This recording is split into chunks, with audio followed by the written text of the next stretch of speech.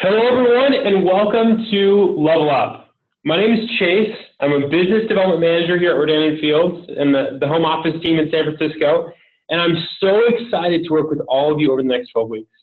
I'll introduce myself a little bit more in a moment, but let me get started by congratulating each and every one of you on qualifying for this program. I'm so excited to be part of your Rodan & Fields journey. It's been great getting to know each of you a little bit on the Facebook page as you introduce yourself and your favorite products, and I can't wait to get to know a little bit more about all of you. But before we get started with the first topic, let's take a look at the agenda that we have.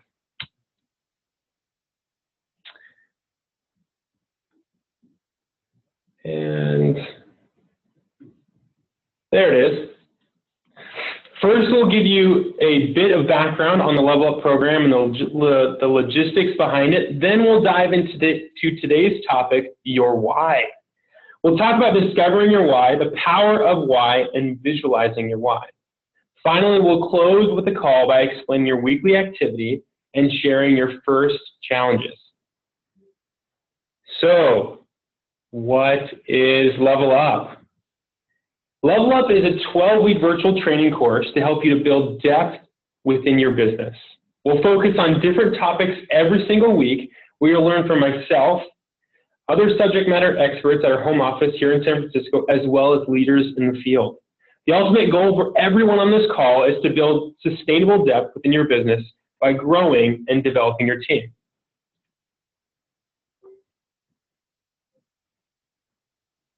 And seems like, oh, these are going a little bit slower than I thought. There we go. Isn't it beautiful when it works right?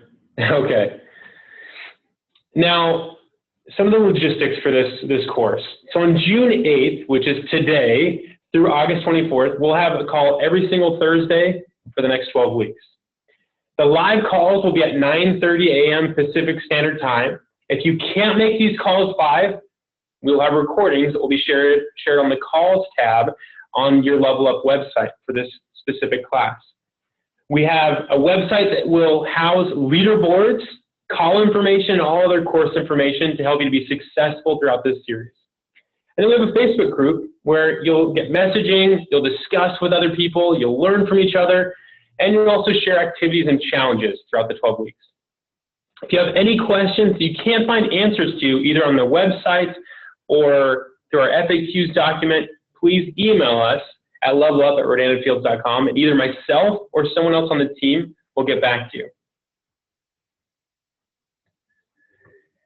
So, I'm Chase Willerton, as I said at the beginning. I'm a business development manager, which basically means I coach and train consultants to help them achieve stable level 5 leadership. I've been here for 2.5 years, and I absolutely love it. I often tell people that Rodan & Fields is the place where I truly feel fulfilled by the work that I do. And as a result, I go home fulfilled and ready to focus on my first love, my family. I was lucky enough to marry up, as you can see from my pictures. I have 2 little ones, Jack, who is 3, and Charlie, who is 1. It's busy, crazy, and very entertaining to watch my family grow. They play a huge part in my why, which I will share with you a little bit later on during this call.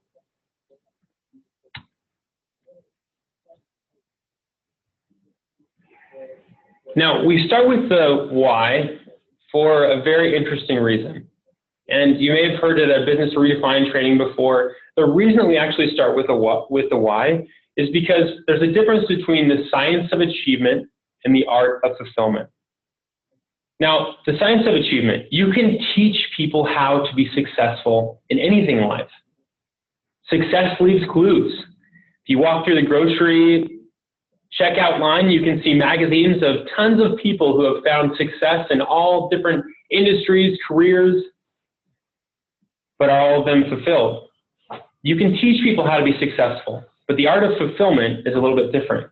Now, I would feel like it was a huge miss if in the training that we do here at Rodan & Fields, if we didn't focus on the art of fulfillment first and then teach you how you can be successful so that you can not only achieve success with this business, but you can also be fulfilled. Now, late one night, it seems like most of the good thoughts come to us in the middle of the night. I'll let you judge whether this was a good one or not, but something that came to me in the middle of the night that I wrote down is, I call it the road trip test.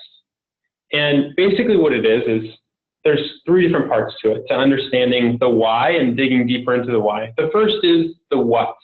When you open up Google Maps and you enter in a destination, that's the first thing that it asks for. Where do you want to go? What do you want to do? What do you want to accomplish? Where do you want to go? Those are your goals. So oftentimes when we talk about the why and we ask why you do this, the first answer that comes out is typically the what. RNS is the vehicle that you use to accomplish whatever you're trying to do, whatever goals or aspirations or dreams that you have.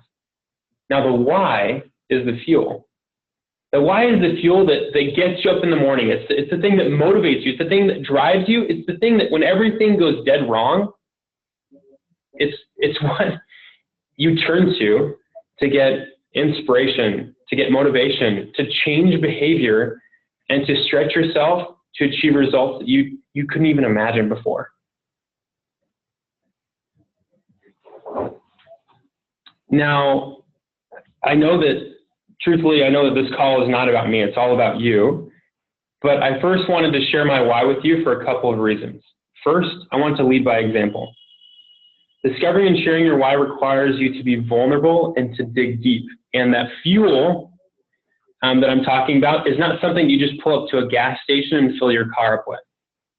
The type of why that really will fuel your business and your life is going to require you to actually do the digging. You dig and you're going to drill up the oil, you're going to refine it, and I imagine you drive the car a little bit differently if you were the one going through the whole process of drilling the hole, getting that oil that's deep down, and fueling your own vehicle. The reason I want to share my why with you is I want you to understand why I do what I do.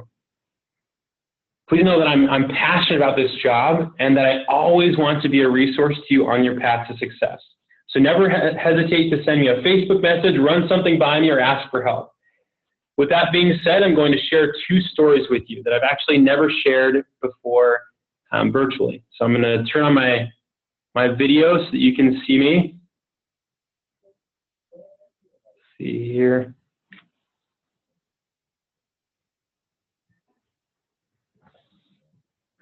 Okay. Hopefully my face is up there and you can see me. Okay. So the two stories that I want to share with you is first, it was the middle of the night. I tend to fall asleep early and kind of pass out. I have two young kids and one of them doesn't sleep very well through the middle of the night, and my wife's a deep sleeper. So I'm the one that usually gets up in the middle of the night and will take care of her. So because of that, I'm usually pretty tired and I'll fall asleep early. Well, one night I got a call. I think it was around 1:30, and my mom was hysterical. She called me and she said that my dad had passed away. He was coming back on a business trip, flying back from North Carolina, and in Phoenix, Arizona, he passed away on his way back. That was really something that was tough for my family. And the reason that I share you that story is because my dad, he was a guy that was always behind the scenes. He would do things and favors for people, but wouldn't ask anything in return. He didn't like the limelight at all. He wanted to shine it on as many other people as possible. But he was always doing little things for other people, for me, for people at work. He was a father. He was a mentor to many, and he really led a legacy.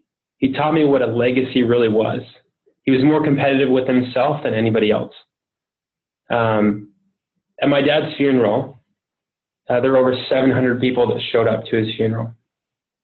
again, he would have been totally embarrassed. But that was a man who truly understood what it was to write his own legacy. Now, about 2.5 weeks after my dad's funeral, we were at a family reunion with my wife's family. And one of my sister-in-laws brought up and said, "It looks like your daughter, Charlie, her startle reflex is, it just looks kind of strange." And so, we said, "Yeah, that does look a little bit strange." And so we were doing a little bit more research, and as soon as we got home from the family reunion, we admitted our daughter to the hospital. It turns out that she was having infantile spasms or seizures. And after more tests were done, we discovered that our daughter has a genetic disease. There are actually only 7 other people in the world that have ever had her genetic disease, and the mutation that she has never been seen before in any person that's been tracked or published. And that really, that experience kind of taught us, my wife and I, that although life happens for you, not to you, you can choose what you do with these experiences. And so we wanted to be the authors of our own life, to take our daughter's story, to take her life, and hopefully, she's going to be in the published reports for others in the future that might have this disease, that they might be able to find a cure for this, that they might be able to help others in the future. We've now plugged into networks and charities that are going to focus more on giving back to parents with these kids that have genetic diseases. And what it's, I think, done for me and my wife is it's given us more empathy for other people. And so while those 2 stories are not my why, my one sentence why from these 2 stories, I have many others, but I chose to share these 2 with you, to be vulnerable with you, but also to help you to understand where my why comes from and how deeply rooted it is and how deep I dig to find this fuel. My why is to author my own legacy and to help others to do the same.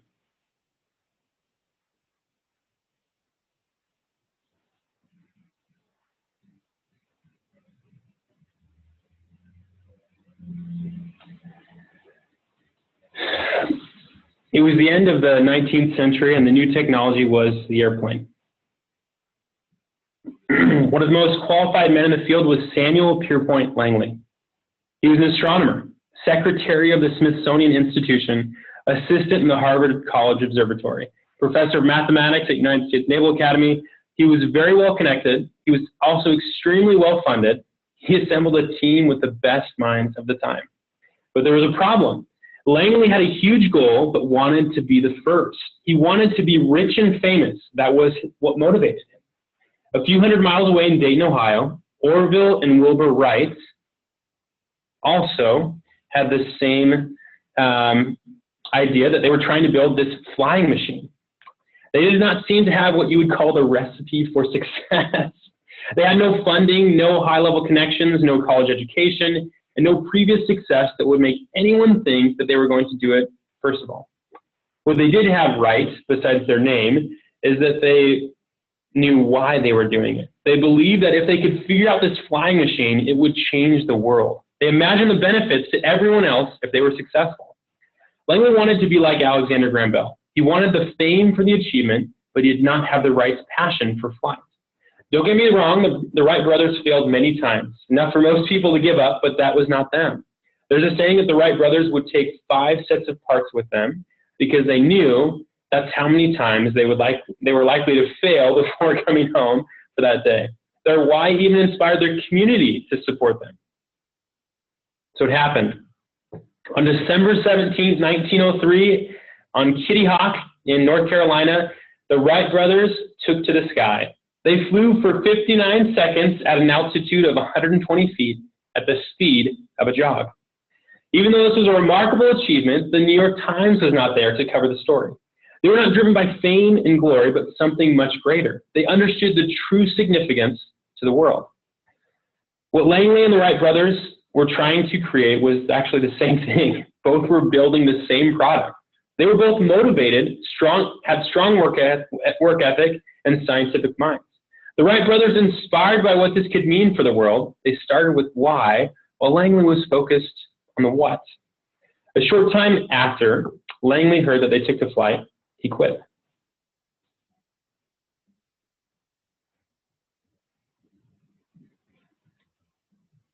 And there we go. So let's take this road trip test and see how the Wright brothers did with it. So the why, change the world for the better. They knew what this technology would mean to others. Transportation, the invention. Well, it was changing the world by changing how people could travel and what they could see. And then the destination, creating a flying machine, allow others to be able to use it. It was very clear.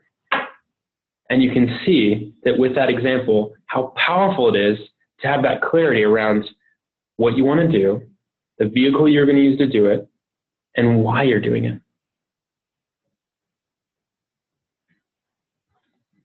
Now, when I think about discovering your why, there's a couple of questions that I wanted to kind of cover, or just a couple of things that I think, 4 things actually, that will help you to shed a little bit more light and understand how to discover your why and get more clarity around it so that you can use it as a motivator to change you, to change your business, to change the results that you're seeing. Okay, so the 4 things that I want you to do and to write down. The first, why are you doing RNF? Now, some of you might be newer to this business, a couple months in. Some of you might have been doing RNF for a year or 2, or maybe even longer than that. Write down 3 layers deep. Why are you doing this? Why are you doing RNF? And then go a layer deeper. Why did you write that down? And then 1 layer deeper. Why did you write that down? Now, after you've gone 3 layers deep, ask yourself, why is that important? To you, to your family, to your community? Why is that important to you and to others? Now, 3, it sounds interesting, right? Why would I ask you to do this? But describe the pain that you will feel if you do not let your why drive you. Make it painful.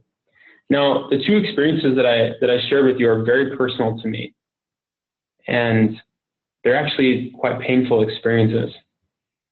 But what they did is those painful experiences, they can sometimes provide an opportunity for you to change.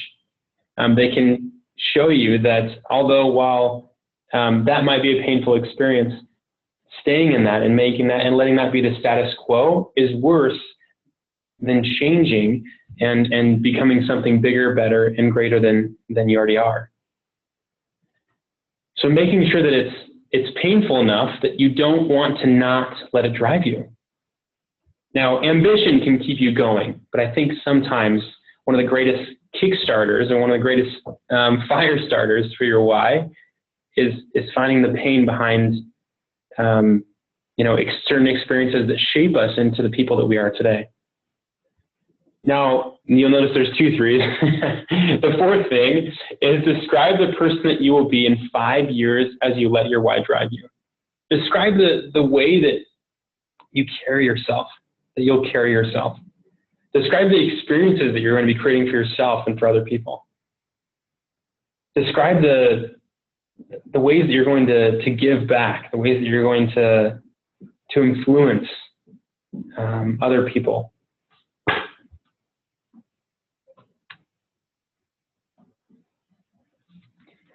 Now, I wish that we could carry our whys with us, because this business, as you know, is a bit of a roller coaster. So it sometimes is hard to do that. Now, the best way that I've found, and I've observed other consultants do, to be able to remember their why, even amidst this roller coaster, is to have a visual of it.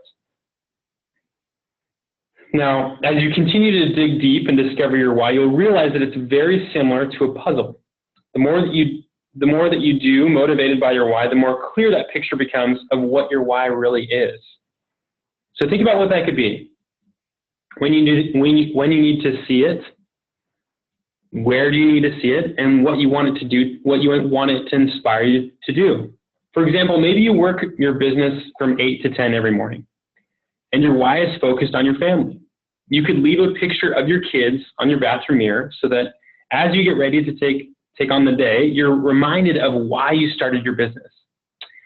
Anytime your eye catches that picture, make a promise with yourself that you're going to reach out to 3 new people before you do anything else. It's incredibly simple, but yet so powerful. This is a picture of my beautiful daughter, Charlie. And just looking at that reminds me that I want to be the author of my own legacy.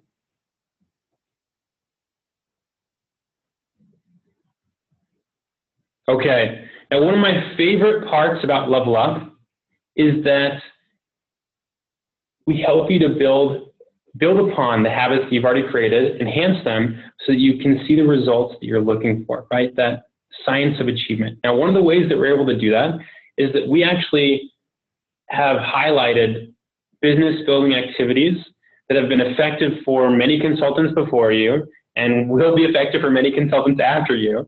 But there's 3 things that we'll be following up on a weekly basis. You'll actually be reporting these things to us via a survey that we send out to you, that we email to you. The first is reach outs. These should be personalized and individual messages via text, calls, emails, but no mass marketing. These are individual personalized messages. Voice-to-voice contacts should be in-person conversations or phone calls with prospects, right? Talking to people, live people. And 3-way calls with either your upline or your downline. These should be prospecting or closing calls with potential customers and business partners. Note that training calls with your team do not actually count. Now, what's great about this is that we've actually done some research. We've been doing Level Up for now over a year, almost a year and a half. And there's a couple of things that we've discovered. So behind each of these, we have minimums, right? So in order for you to get 1 point for your activity, well, you would need to do 50 reach outs in a week. Voice-to-voice contacts, 10 voice-to-voice contacts in 1 week to get 1 point. 2 3-way calls in a week to get 1 point. And what's great about these numbers, and with the time and experience that we've had with Level Up, is the people that are consistently doing these activities are the ones that not only see promotions, but are the ones that are the most stable with those promotions, and their teams are starting to see those promotions as well. They're becoming the leaders that they want to be.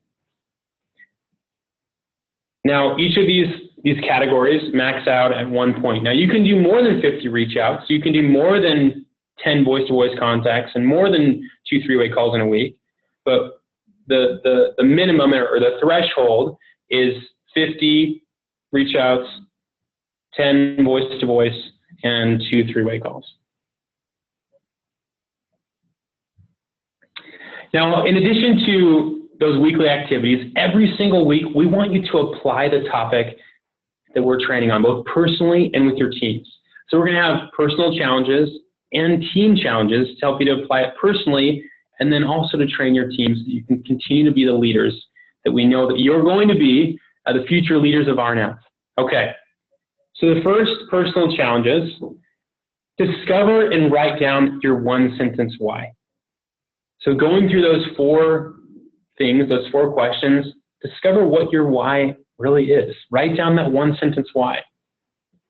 And then what I'll share on the Facebook page is Simon Sinek's Golden Circle YouTube video. Now, we would like to think that we discovered on our own how great and how powerful the topic of why is, but we learned from Simon Sinek, and it's a great video, so I'll share that. If you've seen it before, great. If you haven't, it's a great way to understand the importance of starting with why, and a couple of examples I think he shares of companies that have started with why and why they've been so successful. Okay. Now, team challenges. Start by being vulnerable. Share your why with your teams and invite them to share theirs. And then share Simon Sinek's Golden Circle YouTube video with your team and follow up with a 10 to 15-minute call on Facebook or Facebook chat to discuss yours and their takeaways. Now, prospecting. Prospecting is the lifeblood of this business. Every single week, we will make sure that you do not forget to prospect. This is definitely part of the challenges for the week. So add 10 to 20 new names to your prospecting list. Who is on your dirt list? Now, your dirt list is, we've often heard this before, people that would buy dirt from you. So think of people that would buy dirt from you. If you haven't reached out to those people, write them down and reach out to them this week. If your why is strong enough, you'll figure out how to be successful with this business. Now, I'm excited to engage with you and work over the next 12 weeks with you guys on not only your why, but on many other topics. But on this specific topic, the why, as you drive and find that deep-rooted, that fuel that's going to drive you to the success in this RNF business, that purpose, that meaning that drives you personally, you're going to find greater personal drive for yourself, and then your teams are going to also find that same drive. Now, Theodore Roosevelt once said, "Believe you can, and you're halfway there." Thank you so much, everyone, for being on the call. Look forward to engaging with you on the Facebook page.